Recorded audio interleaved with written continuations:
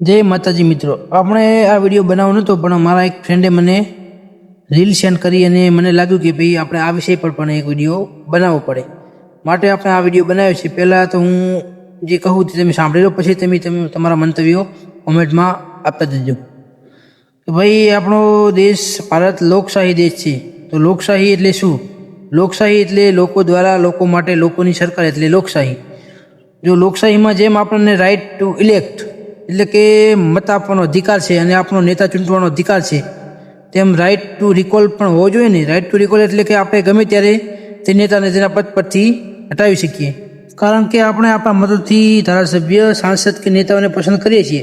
પણ પસંદ કર્યા પછી જો તે નેતાઓ કામ ના કરે, પોતાના કરેલા વાયદાઓ ભૂલી જાય, ભ્રષ્ટાચાર કરે, તો પછી આપણે શું કરવું?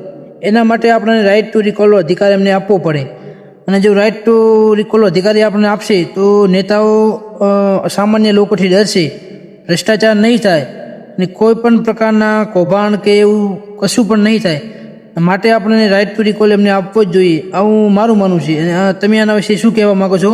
હવે તમારા મંતવ્યો કોમેન્ટમાં જણાવતા જાઓ. જય માતાજી.